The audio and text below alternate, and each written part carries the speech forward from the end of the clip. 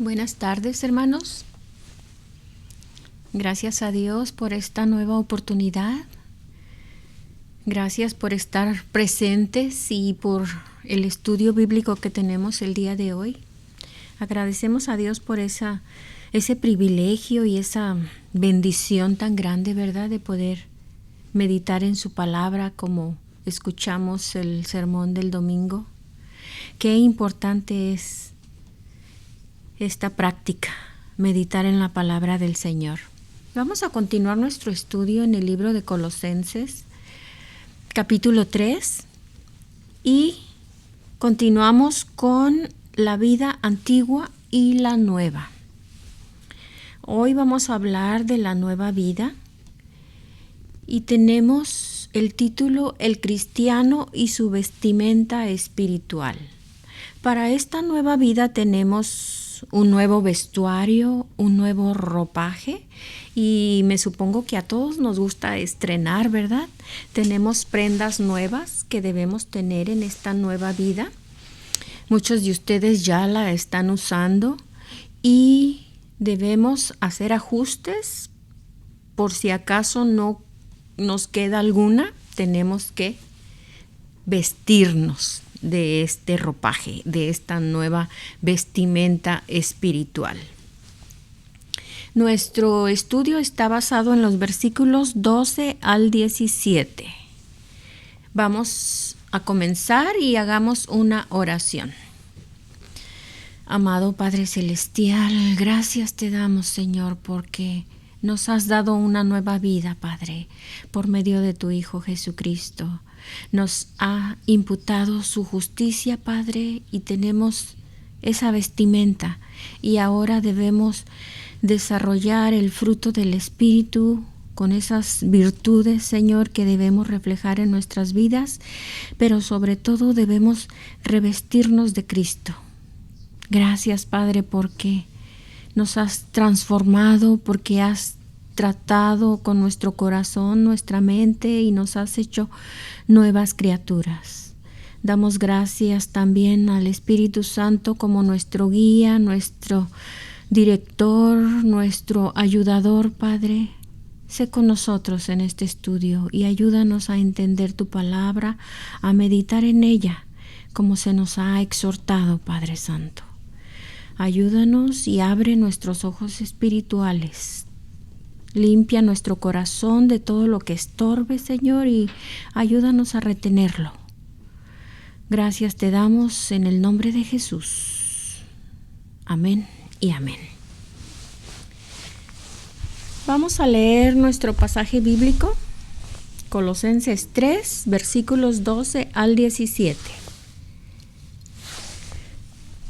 Vestíos, pues, como escogidos de Dios, santos y amados, de entrañable misericordia, de benignidad, de humildad, de mansedumbre, de paciencia, soportándonos unos a otros y perdonándoos unos a otros si alguno tuviere queja contra otro. De la manera que Cristo os perdonó, así también hacedlo vosotros. Y sobre todas estas cosas, vestíos de amor, que es el vínculo perfecto.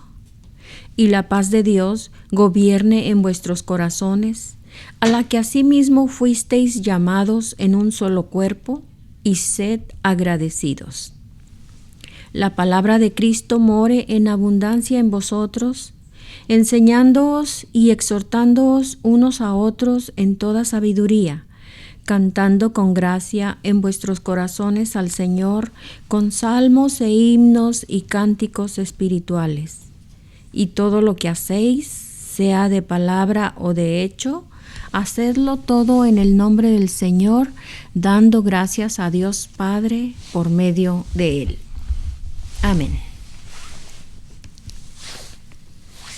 En los versículos 12 y 13, Pablo nos dice cómo revestirnos en virtud de lo que Cristo ha hecho y lo que Él es.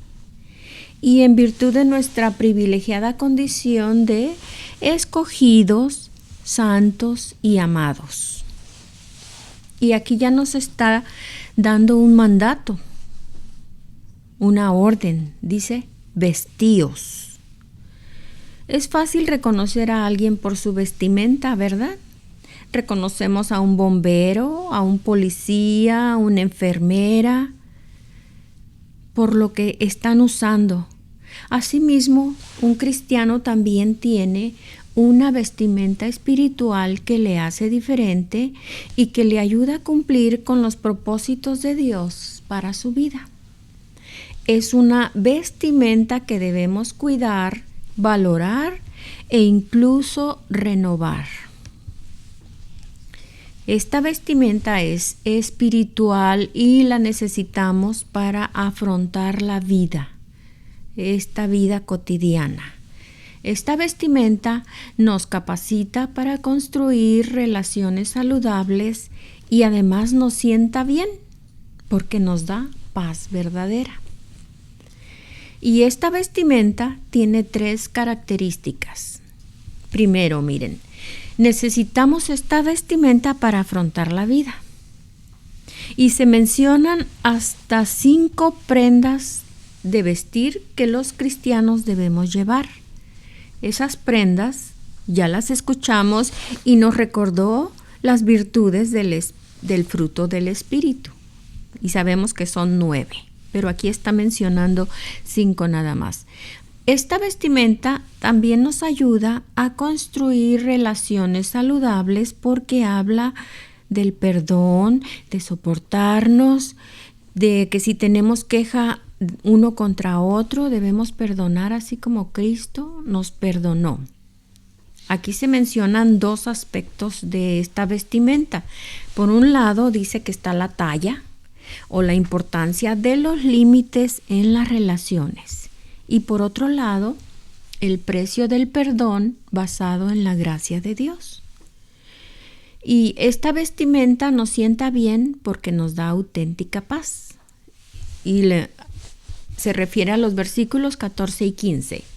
Además se menciona la importancia del amor en la comunidad cristiana y el resultado de permitir que la paz de Dios arbitre cualquier conflicto que ponga en peligro nuestra paz. Nos hemos dado cuenta y también vemos muchas personas que se sienten desanimadas al pretender buscar a Dios porque conocen a alguien que se dice ser cristiano, pero que en realidad está disfrazado de seguidor de Jesús. Y en su vida poco o nada refleja la vestimenta espiritual que Pablo menciona en este texto. En realidad, un verdadero discípulo o seguidor de Jesús queda fácilmente reflejado en su carácter, en sus relaciones y en la forma de afrontar las dificultades de la vida. Y aquí es donde nos ubicamos cada uno de nosotros. Fíjense bien. Se refleja en nuestro carácter, en nuestras relaciones con las demás personas y en la forma de afrontar las dificultades de la vida. Ahí se va a reflejar nuestra vestimenta. Comenzamos en el versículo 12. Vestíos, pues, como escogidos de Dios. Vestíos del griego endúo es un imperativo, es una orden y denota urgencia. ¿Por qué? Porque tenemos una vida nueva y nos tenemos que vestir como es apropiado. Es un mandato para la vida cristiana y es continuación del uso de ropa como metáfora. ¿Por qué como metáfora? Porque estamos hablando de cosas que no son tangibles, que no se pueden ver físicamente, no se pueden palpar, pero las vemos con los ojos espirituales. También es posible que sea una terminología bautismal, como dice Gálatas 3:27, que dice que si somos bautizados en Cristo, de Cristo estáis revestidos. El verbo endúo significa ponerse una prenda o vestirse. Y Pablo usa esta palabra para alentar a los cristianos colosenses a que se vistan de estas virtudes mencionadas en este versículo. Les ha recordado que se han despojado del viejo hombre, de su vida antigua, con sus hechos, y ahora se deben revestir del nuevo. En el versículo 9 y 10. Queriendo decir que al hacerse cristianos se han convertido en gente nueva. Han dejado atrás su persona pecaminosa y ahora asumen el papel de una nueva persona guiada por el Espíritu Santo. Entonces se deben vestir de manera apropiada como la persona nueva en que se han convertido, dejando atrás sus antiguos comportamientos, y ahora se van a vestir de virtudes cristianas, como de misericordia, benignidad, humildad, mansedumbre, paciencia, etc. Cuando dice escogidos de Dios, sabemos que esta es una doctrina de la elección. No nos vamos a meter en ella porque puede causar controversia, pero vamos a reforzarlo con versículos de la palabra de Dios. Escogidos, del griego raíz eklektos, escogidos de fuera. En Efesios 1:4 dice que según nos escogió en Él antes de la fundación del mundo, para que fuésemos santos y sin mancha delante de Él. Y en el capítulo 2, versículo 10, también encontramos énfasis en esto. Juan 15:16 dice: no me elegisteis vosotros a mí, sino que yo os elegí a vosotros. Es Jesucristo hablando a sus discípulos. Y el 17, versículo 6, también hace énfasis en esto. Segunda de Tesalonicenses 2:13 dice de que Dios os haya escogido desde el principio para salvación. Primera de Pedro 2:9, un versículo muy conocido por todos nosotros, dice que ahora en Cristo somos un linaje escogido, real sacerdocio, nación santa, pueblo adquirido por Dios. Somos escogidos en virtud de nuestra plena identificación y unión con Cristo, porque Él es el escogido, Él es el santo, Él es el amado del Padre. Y además ya estamos revestidos de su justicia perfecta. Y aquí debemos notar que la meta del pueblo de Dios es santidad por elección. Somos llamados a santidad. Amén. Así es. Ahora dice santos y amados. La palabra santos, que somos nosotros, los hijos de Dios, escogidos, viene de la palabra griega agios, que significa santo o apartado por Dios. El tabernáculo y el templo eran santos porque eran lugares donde Dios moraba. Los animales que se sacrificaban eran santos porque eran apartados para Dios. Y ahora los elegidos de Dios son santos porque Dios les ha llamado y apartado. También agios puede significar sin pecado o justo.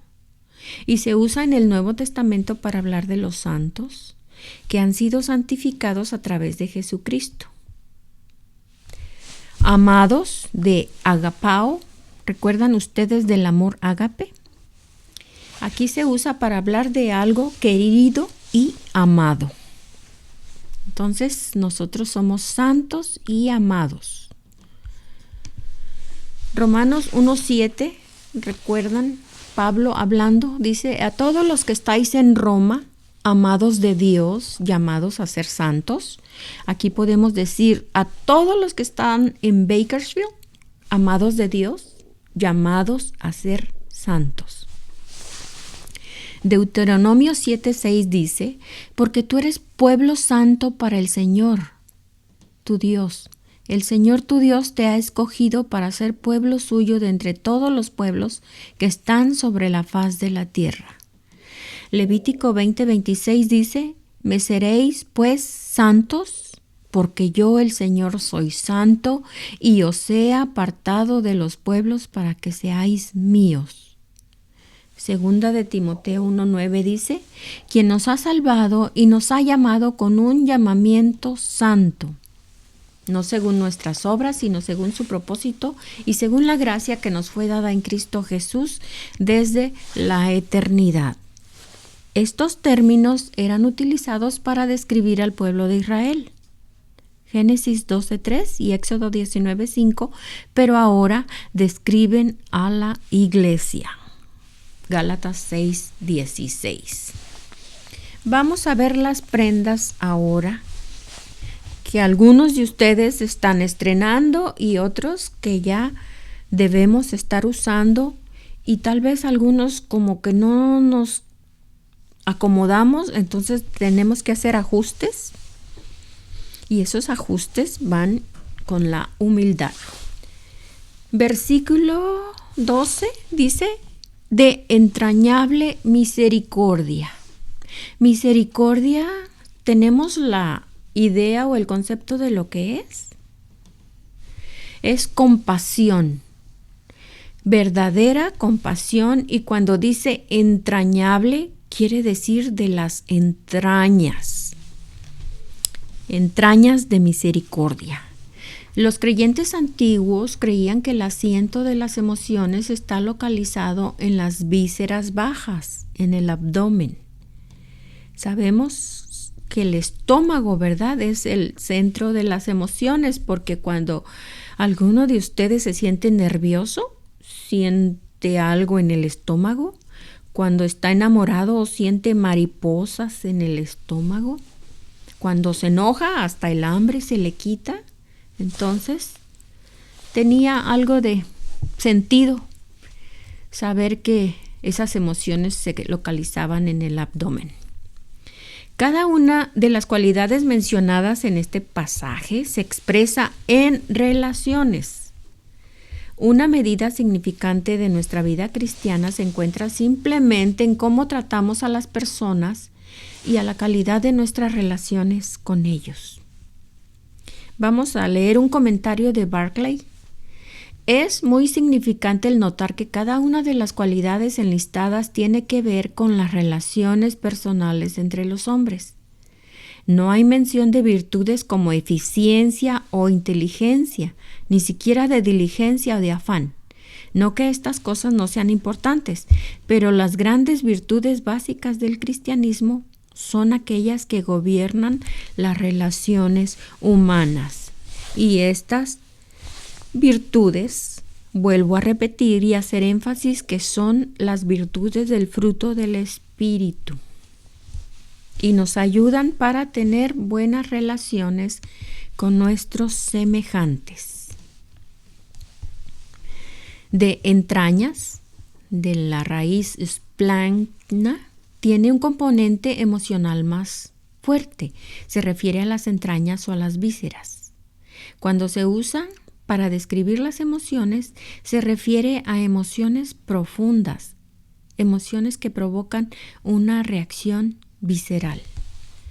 Y la palabra misericordia de oiktirmos significa piedad, misericordia, merced.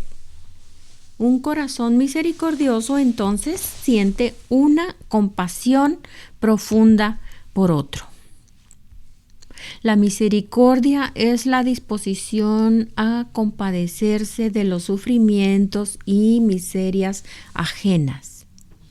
Se manifiesta en amabilidad, asistencia al necesitado, especialmente en el perdón y la reconciliación. Es más que un sentimiento de simpatía, es una práctica. Y en el cristianismo es uno de los principales atributos divinos. Es un atributo de Dios. Dios es misericordioso.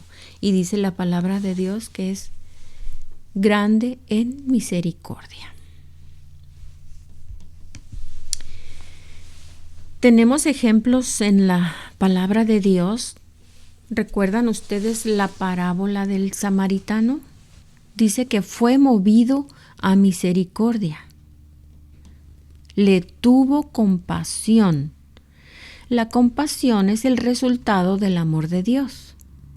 La misericordia es el motor que provocó a Dios el salvarnos en lugar de destruirnos, de darnos vida eterna y de darnos una esperanza. Entonces la misericordia, como dice el texto, puede manifestarse de diversas formas, sea por medios materiales como dar albergue, dar de comer, dar de beber, vestir al que no tiene, entre otros, y por medios espirituales, por ejemplo, enseñar, dar buenos consejos, consolar al que está triste, rogar a Dios por el bienestar de los seres humanos. Y eso lo encontramos en Mateo 25, del 35 al 45. Porque tuve hambre y me diste de comer. Tuve sed y me disteis de beber. Fui forastero y me recogisteis. Estuve desnudo y me cubristeis. Enfermo y me visitasteis. En la cárcel y vinisteis a mí. Entonces los justos le responderán diciendo: Señor, ¿cuándo te vimos hambriento y te sustentamos? ¿O sediento y te dimos de beber? ¿Y cuándo te vimos forastero y te recogimos? ¿O desnudo y te cubrimos? ¿O cuándo te vimos enfermo o en la cárcel y vinimos a ti? Y respondiendo el rey les dirá: de cierto os digo que en cuanto lo hicisteis a uno de estos mis hermanos más pequeños, a mí lo hicisteis. Aquí está la muestra más explícita de lo que es la misericordia. Les voy a mencionar algunas citas bíblicas también que hablan acerca de la misericordia. Mateo 9:13 dice: misericordia quiero y no sacrificio. Salmo 23:6: ciertamente el bien y la misericordia me seguirán todos los días de mi vida. Miqueas 7:18: no retuvo para siempre su enojo porque se deleita en misericordia.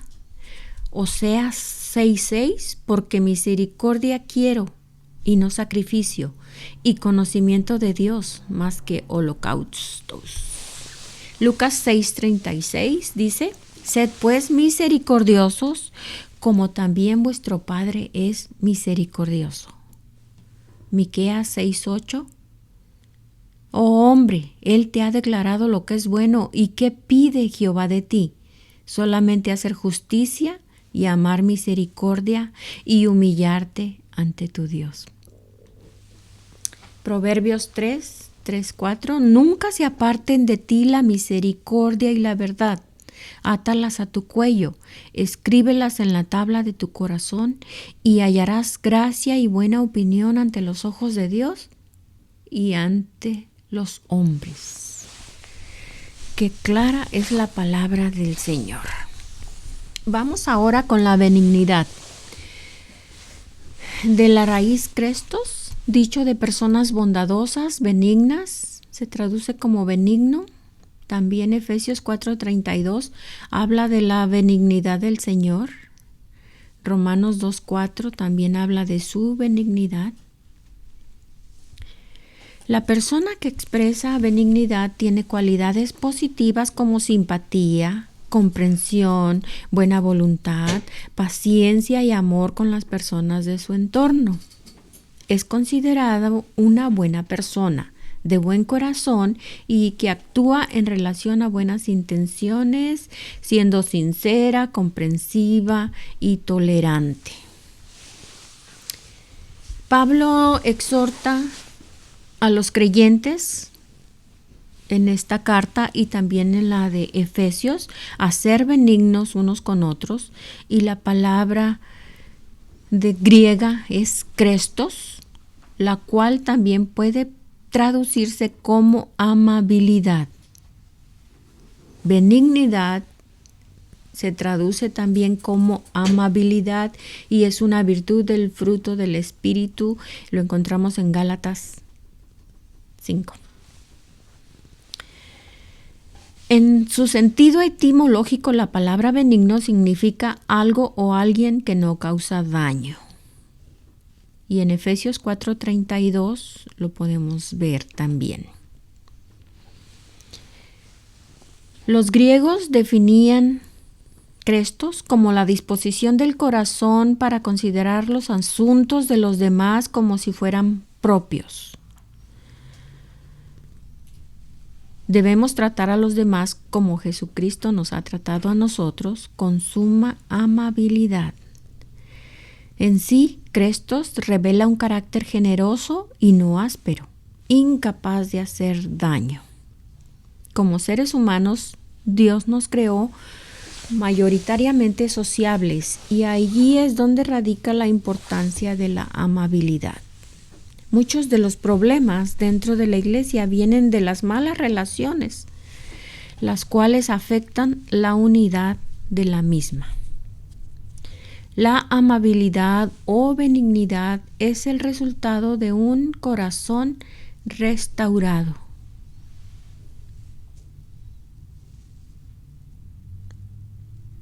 Si somos cristianos, estamos obligados a desechar toda maldad y aspectos de nuestro carácter que sean ofensivos para los demás, y debemos sustituirlos por buenas virtudes que favorezcan nuestras relaciones con nuestros semejantes.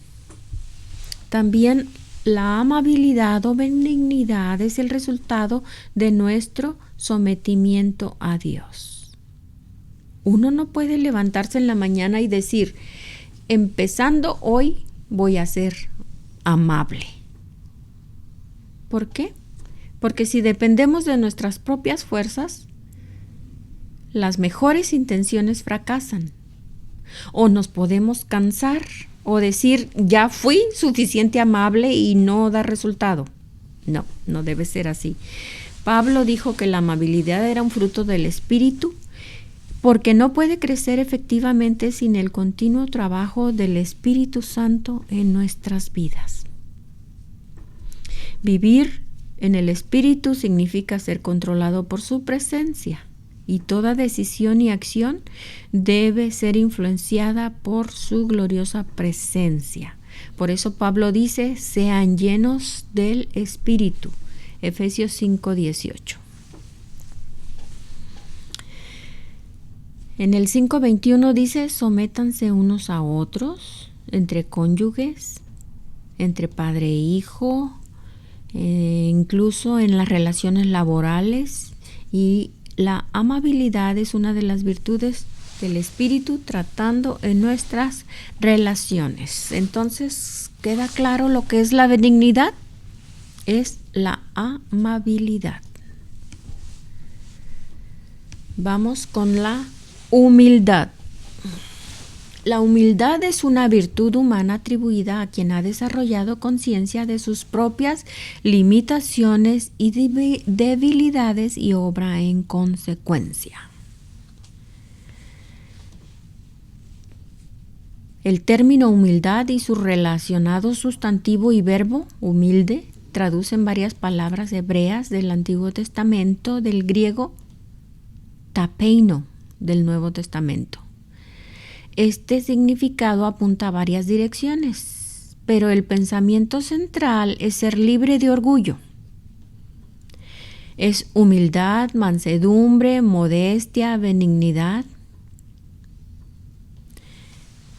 Por ejemplo, Efesios 4:2, con toda humildad y mansedumbre, soportándoos con paciencia los unos a los otros en amor. Filipenses 2:3, nada hagáis por contienda o por vanagloria, antes bien con humildad, estimando cada uno a los demás como superiores a él mismo. Y el mayor ejemplo de humildad lo vemos en Jesucristo, Mateo 11:29 y 30. Llevad mi yugo sobre vosotros y aprended de mí, que soy manso y humilde de corazón.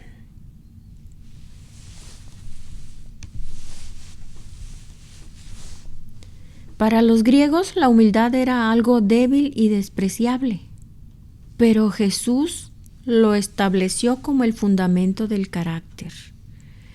Por su humildad Jesús atrajo a la gente y Pablo hizo hincapié en la humildad de Jesús, como en 2 de Corintios 8:9, Filipenses 2 del 1 al 11, exhortándonos a ser humildes uno para con el otro. Pedro también exhortó a mostrar humildad ante los hermanos y ante Dios. La humildad es resultado de la acción de Dios. Las circunstancias, otra gente, nosotros mismos o de cualquiera o todos estos en nuestra vida. Humildad de mente, tapeinos, ofrecerse como sumiso, no ser arrogante, orgulloso o altivo.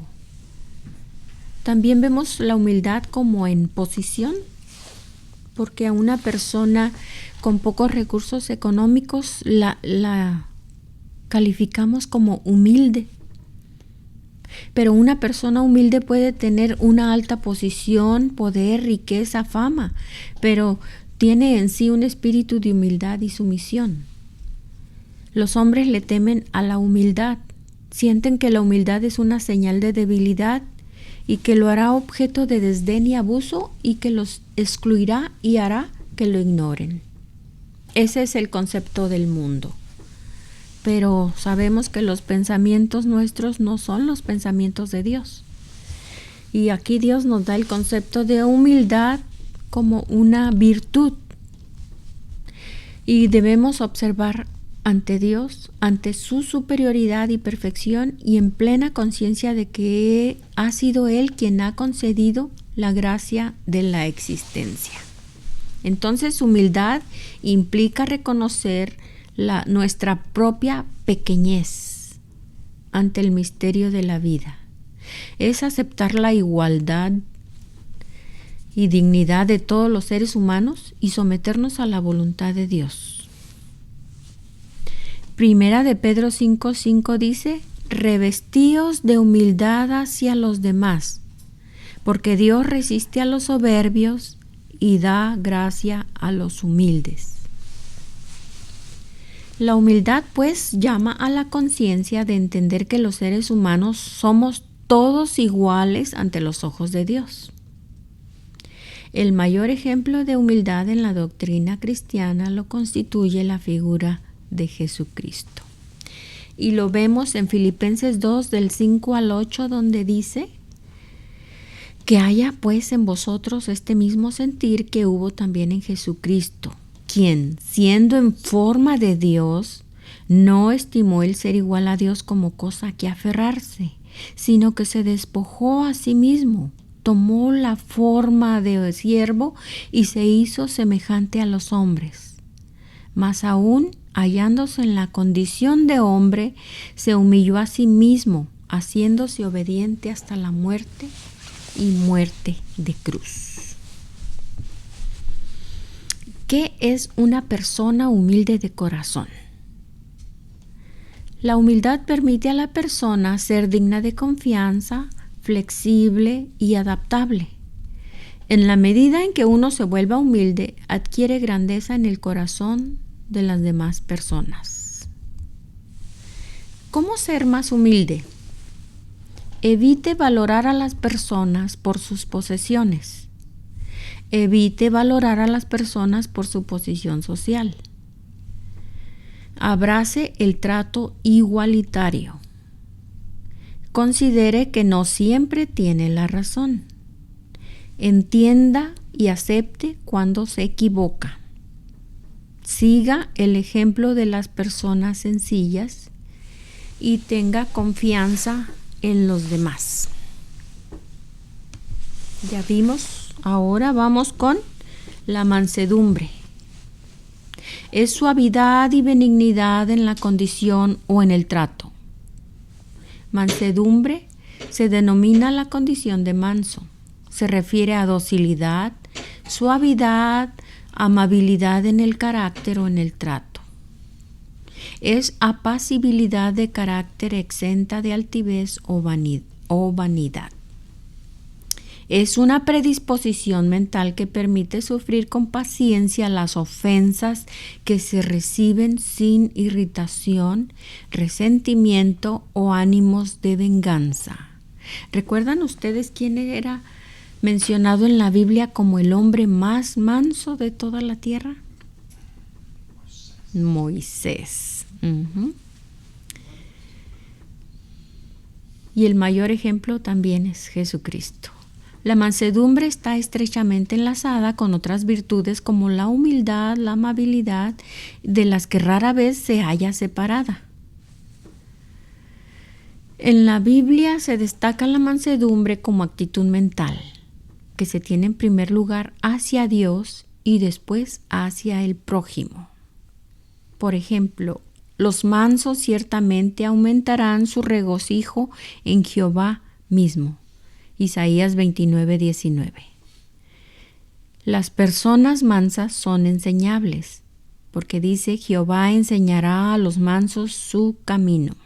Salmo 25:9. Y están dispuestas a aguantar la disciplina de parte de Dios, aunque les sea gravoso por el momento. Hebreos 12:4 al 11.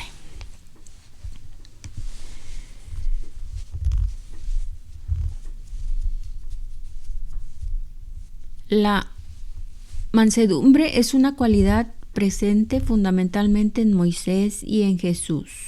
Por ejemplo, en Jesús, dispuesto a aceptar la voluntad de Dios, reacciona con mansedumbre ante su destino y acepta su calvario y muerte.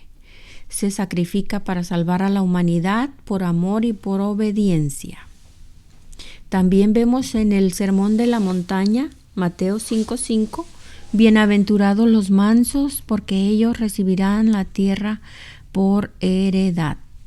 La mansedumbre cristiana a veces se confunde con debilidad o cobardía, pero no es así.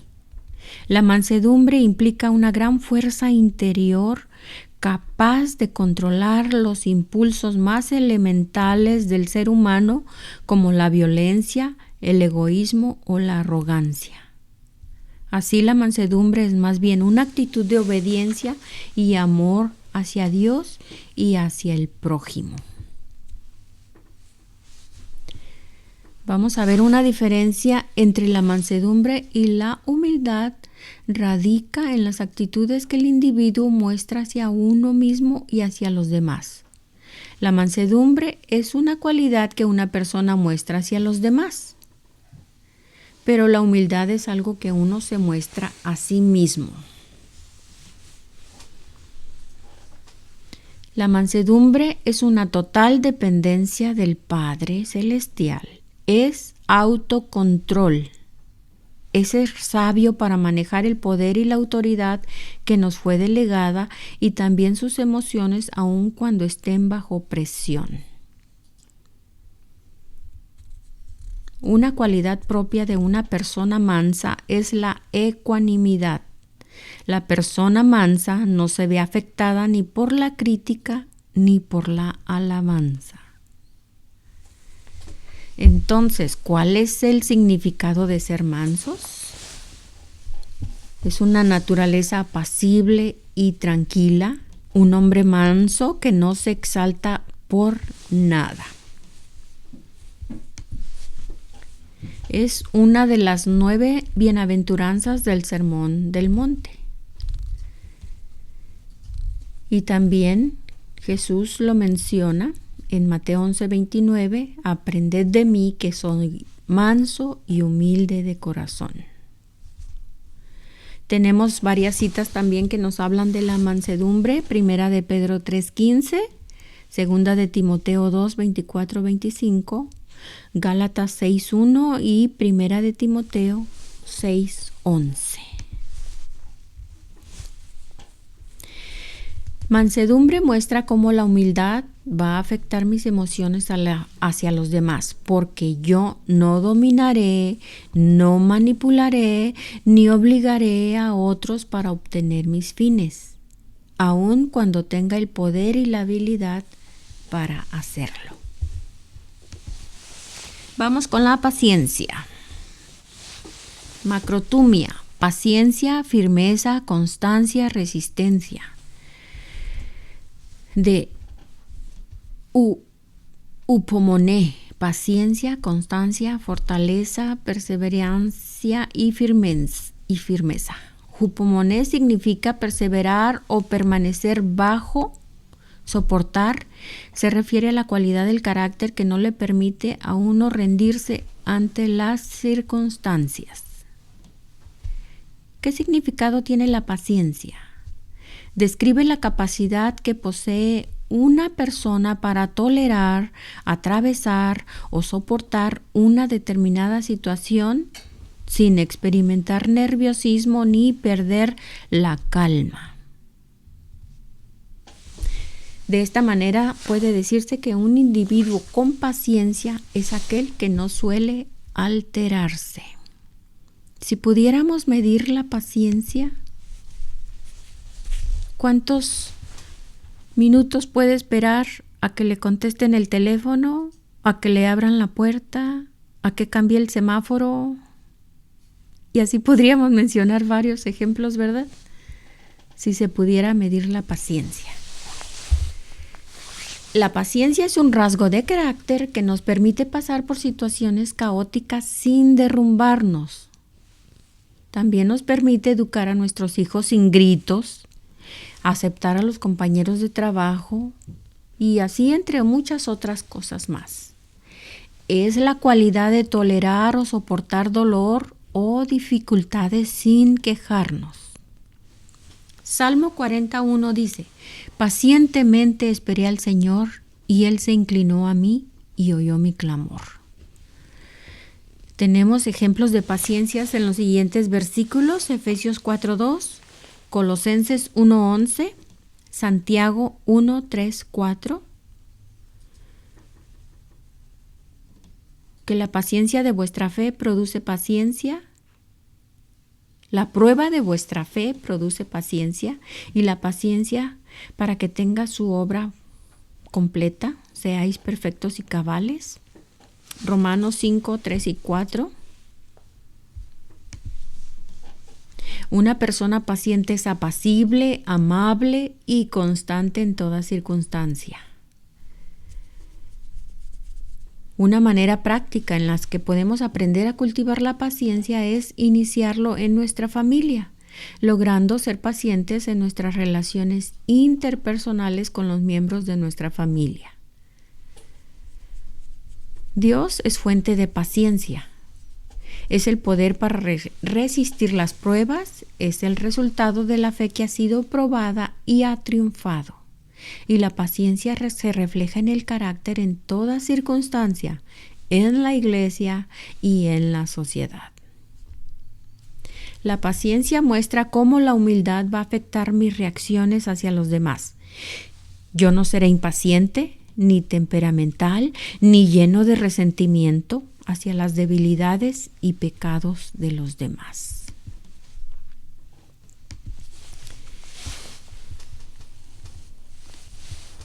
Versículo 13. Soportándonos unos a otros. Soportándonos con paciencia. La paciencia y la esencia de la resignación en toda circunstancia y en todo punto de vista. Capacita al cristiano para soportar las faltas, los fracasos y el desánimo que a veces se encuentran en los posibles conversos y con frecuencia en los que se oponen a la verdad. Vamos a ver qué dice aquí. Soportándoos con paciencia también, dice, sufriéndoos los unos a los otros, es tolerar, aguantar o ejercer paciencia o autocontrol.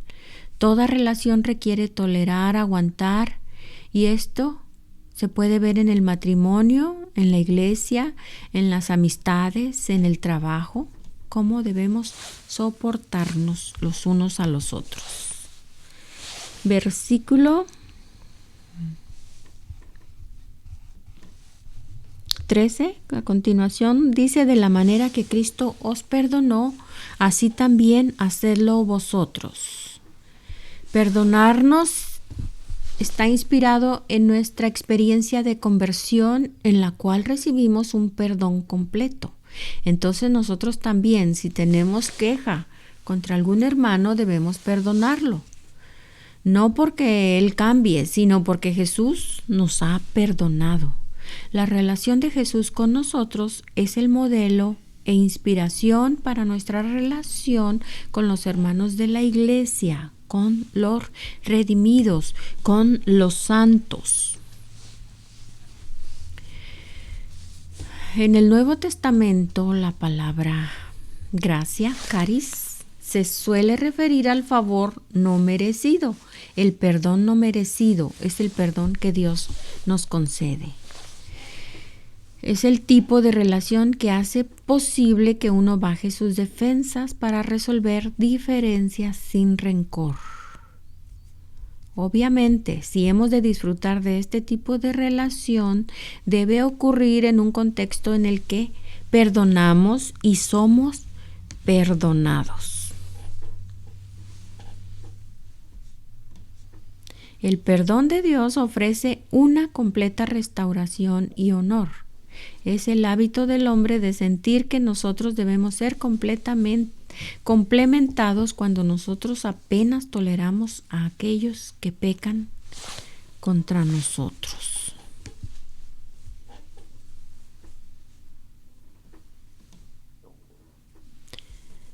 A veces decimos que perdonamos, pero no podemos olvidar. Ese no es un perdón.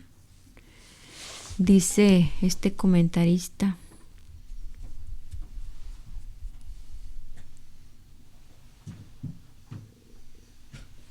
a ver, ¿dónde está? Ya lo perdí. Vamos ahora, versículo 14. Y sobre todas estas cosas, vestíos de amor, que es el vínculo perfecto. Aquí tenemos otro mandato, otra orden de vestirnos de amor. Ya ven que el 14 de febrero, el Día del Amor y la Amistad, es el color rojo. Y relacionamos el amor con el color rojo. Ahora vamos a vestirnos de amor. Pero aquí en la palabra de Dios también dice vestíos de caridad. El amor ágape. Dice que el amor de Dios ha sido derramado en nuestros corazones y por eso somos capaces de poder amar a nuestro prójimo.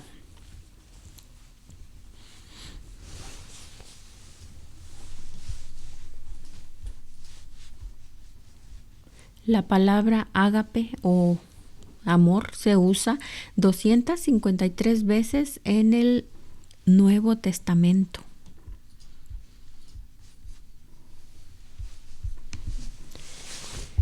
Vamos a ver ahora.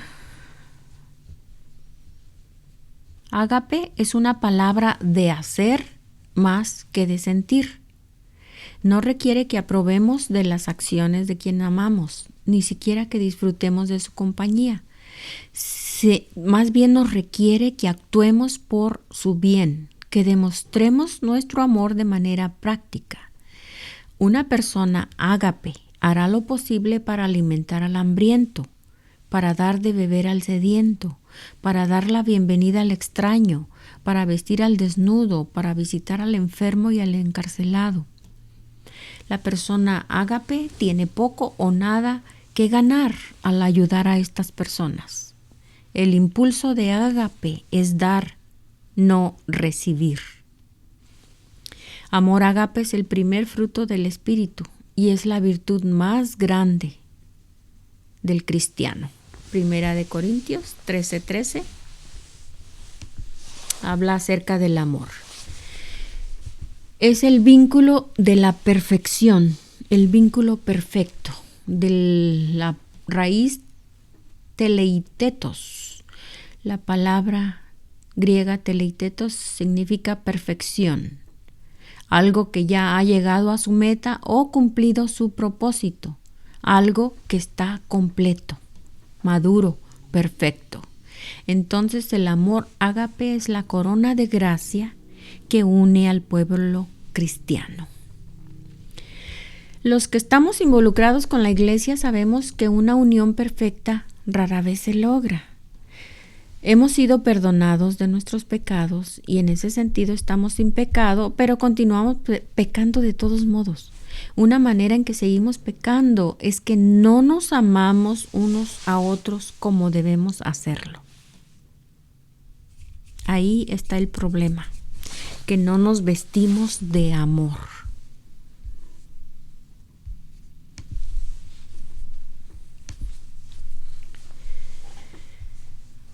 Vínculo de la raíz sindesmos. El amor es como el cinturón que ata todas las virtudes descritas alrededor de la iglesia. El lazo que une a todos los verdaderos creyentes entre sí, con Jesús, que es el amor. La verdadera unión con Jesús consiste en que Él nos ama y cada uno de nosotros lo amamos a Él. La verdadera unión entre los que aman a Jesús es el amor fraternal. Somos iglesia porque estamos aprendiendo a disfrutar del amor de Jesús. Estamos aprendiendo a amar y estamos aprendiendo a amarnos entre nosotros como hermanos. Esa es la unión perfecta. El amor es la prenda exterior que envuelve todo el vestido. Por lo tanto, deja que esto sea la prenda exterior, el cual reviste a todo el hombre. Y eso lo menciona Clark, comentarista bíblico. Versículo 15. Y la paz de Dios gobierne en vuestros corazones, a la que asimismo fuisteis llamados en un solo cuerpo, y sed agradecidos. Aquí también vemos dos mandatos, dos órdenes que dice: la paz de Dios gobierne en vuestros corazones. Hasta aquí Pablo ya nos habló de otras dos virtudes del fruto del Espíritu, que es el amor y ahora la paz.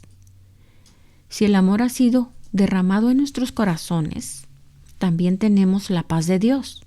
Nuestra paz con Dios es a través de Cristo. Es tener la paz de Dios y la unión de Dios con su pueblo o su cuerpo.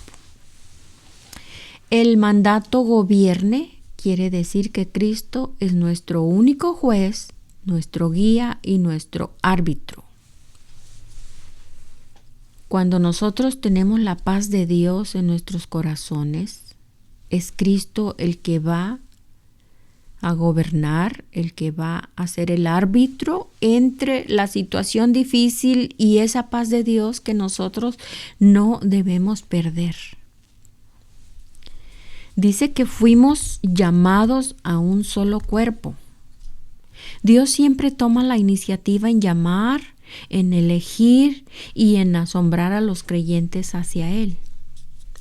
Y esto habla de una unidad en medio de la diversidad, porque dice que todos formamos un solo cuerpo. Ahí está la diversidad. Pero la unidad es que estamos en el cuerpo, porque tenemos la paz de Dios y paz con Dios también. Y otro mandato dice: sed agradecidos. Es una señal de madurez cristiana y de una vida llena del Espíritu. Y es un mandato: sed agradecidos. La palabra paz de la raíz airin dice que Dios gobierne en vuestros corazones. Es una palabra importante que ocurre casi 400 veces en el Nuevo Testamento. Tiene raíces en la palabra griega shalom, que aparece frecuentemente en el Antiguo Testamento también. Entonces, Irene y Shalom se pueden referir a una paz interna, al bienestar que viene de una relación profunda con Dios, la plenitud que viene de tener la imagen de Dios, que una vez fue quebrada por el pecado y ahora es restaurada en el creyente. En Romanos 8:31 habla de que si Dios por nosotros, ¿quién contra nosotros? Aquí Pablo quiere enfatizar que una relación fuerte con Dios confiere al creyente la confianza que ningún oponente puede quebrar. Este es el estado de la mente en paz. Es una paz también externa, que es la ausencia de rencor o violencia entre individuos o naciones. Sugiere que la paz externa es el significado principal aquí cuando dice que somos llamados en un solo cuerpo para vivir en armonía y tranquilidad unos con otros.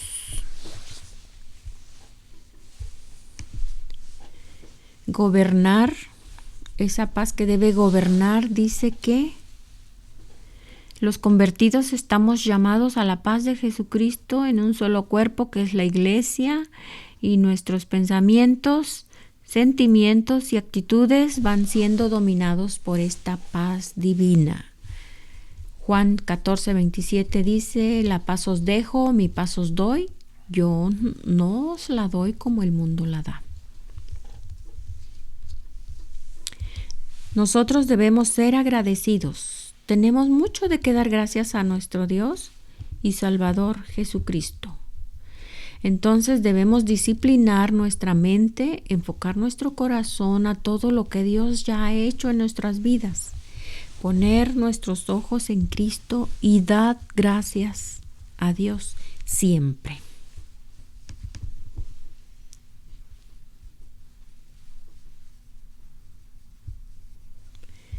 La palabra griega gobierne, usada aquí en el Nuevo Testamento, la usaban los griegos para hablar de aquellos responsables de mantener el orden en sus competiciones, o sea que hoy los llamaríamos árbitros.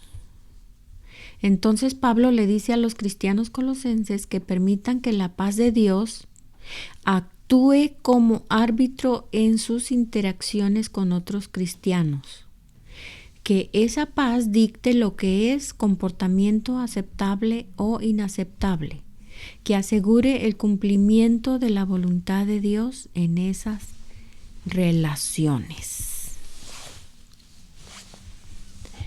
El gobierno de la paz de Dios entonces significa que la paz debería caracterizar a la comunidad del pueblo de Dios. Y esa paz es un estándar para discernir la voluntad de Dios.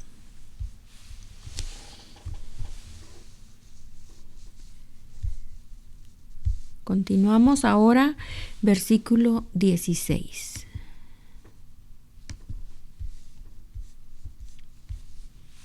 La palabra de Cristo more en abundancia en vosotros.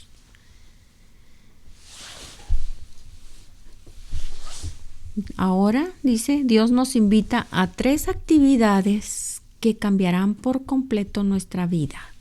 Dice la palabra de Dios more en abundancia en vosotros, enseñándoos y exhortándoos unos a otros con toda sabiduría.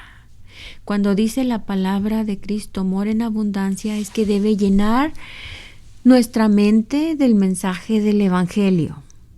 Debemos cuidar lo que leemos, lo que oímos, lo que miramos, lo que pensamos. Debemos saturarnos del mensaje de Jesús para que su paz nos rodee. ¿Qué significa ser lleno del Espíritu Santo? Significa que debemos estar llenos de la palabra de Dios. Si la palabra de Dios mora en abundancia en cada uno de nosotros, tendremos esa riqueza del conocimiento de Dios. Entonces estaremos llenos del Espíritu de Dios y quiere decir que también estaremos controlados por el Espíritu Santo. Si no podemos estar llenos del Espíritu Santo, no podemos estar llenos del conocimiento de la palabra, ni tampoco podemos servir a Cristo. Necesitamos esa abundancia en nuestros corazones.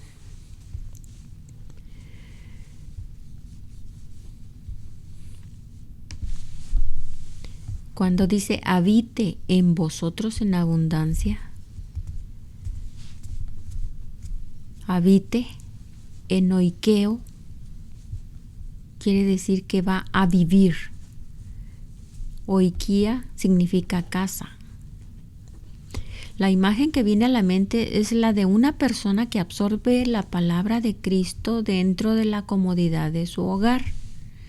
Pablo clama a estos cristianos colosenses y también a nosotros que dejemos que la palabra de Cristo habite en nosotros de manera constante y profunda, que se convierta en parte regular de nuestro mundo, que vivamos constantemente en la palabra de Dios.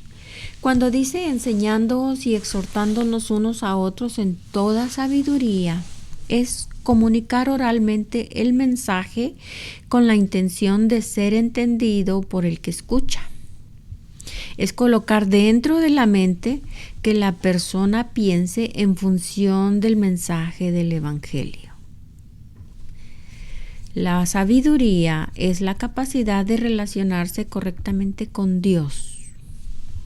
Y aquí se está describiendo el ambiente de los grupos de estudio o grupos de discipulado cuando dice que enseñándoos y exhortándoos unos a otros en toda sabiduría. Es en la palabra del Señor. Enseñar de la palabra didascalía. Entonces, para que veamos cuán importantes son los grupos de estudio o los estudios bíblicos. Enseñar y exhortar son ministerios importantes, pero la efectividad de ambos depende mucho del conocimiento de la persona que enseña. Entonces, ¿cómo esperan estos cristianos colosenses hacerse sabios para poder enseñar y exhortar a otros y ayudarles en lugar de lastimarles? El Salmo 111:10 dice que el principio de la sabiduría es el temor de Jehová, y buen entendimiento tienen. Temor, como se usa en este salmo, significa reverencia y fe. La reverencia y la fe ayuda a una persona a determinar la voluntad de Dios antes de tomar acción. La persona que venera a Dios puede encontrar sabiduría en las escrituras, en la oración, en la alabanza y en particular en la asociación con personas que alaban a Dios. La sabiduría de Dios es algo que podemos compartir uno con otro. Cuando tenemos un problema o nos confronta una decisión, haríamos bien en escuchar el consejo de otros cristianos, particularmente aquellos que muestran madurez y sabiduría espiritual. Cantando con gracia en vuestros corazones al Señor con salmos e himnos y cánticos espirituales. Esto lo entendemos bien, ¿verdad? Sugiere que Dios se deleita en la adoración espontánea y creativa. Entonces, cuando dice que Cristo more abundantemente en nosotros, podemos encontrar expresiones espontáneas aquí en la iglesia, cuando nos reunimos o en el hogar, cuando escuchamos alguna alabanza y empezamos a glorificar el nombre del Señor así espontáneamente. El Señor se glorifica, el Señor es glorificado con salmos e himnos y cánticos espirituales. ¿Recuerdan ustedes a Pablo y Silas encarcelados en Filipos, que pasaban el tiempo cantando himnos? Y varios, considero que varios presos fueron tocados por el Señor. También Marcos 14:26, en la última cena, dice que Jesús y sus discípulos cantaron un himno. Efesios 5:19 dice que también los cristianos cantando salmos, himnos y canciones espirituales, cantando y alabando al Señor en vuestros corazones. Versículo 17, y todo lo que hacéis, sea de palabra o de hecho, hacedlo todo en el nombre del Señor. Este versículo llama a los cristianos a que examinen sus palabras y sus obras y se aseguren que éstas concuerdan con lo que significa llevar el nombre de Cristo. Hoy esto es un reto para los que llevamos el nombre de Jesucristo, que nuestras palabras y acciones honren a Jesús. Son pruebas difíciles a veces que suspendemos con frecuencia cuando tenemos temor o nos falta la fe, pero podemos orar para crecer en gracia y honrar el nombre del Señor y que todo sea hecho en su nombre. Una palabra amable, una obra de gentileza, un poco de cuidado, una taza de agua compartida en el nombre de Jesús pueden lograr cosas maravillosas. Solo Dios lo sabe, ¿verdad?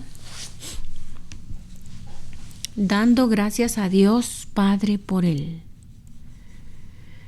Necesitamos pensar algo más de cómo practicamos el agradecimiento. Demasiadas veces solemos dar gracias a Dios por las cosas materiales que hemos recibido de su mano. Aunque esto es apropiado, pero también podemos pensar del agradecimiento por las personas que conocemos, por las que ayudamos, por las que necesitan de nosotros.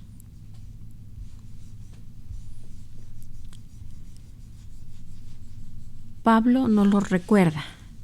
Si lo hacemos, haremos que nuestro mundo y nuestras vidas sean mejores, dando gracias a Dios Padre por medio de su Hijo Jesucristo.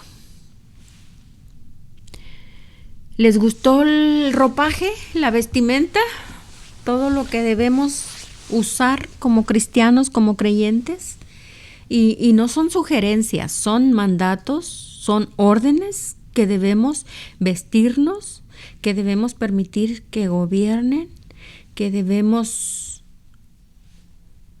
permitir que la palabra de Dios more en abundancia en nosotros y que todo lo que hagamos, sea de palabra o de hecho, hacerlo en el nombre del Señor Jesús.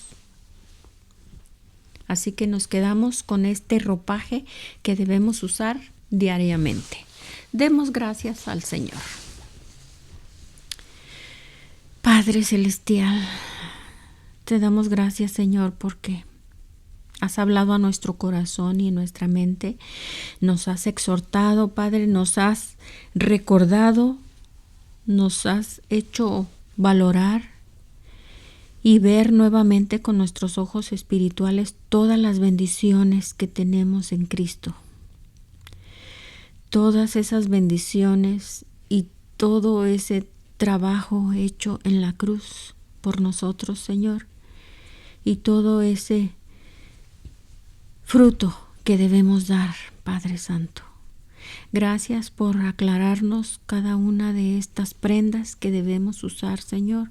Ayúdanos a vestirnos, Padre, también con la armadura espiritual, Señor, a revestirnos de Cristo, Padre, y a llegar a ser como ese varón perfecto.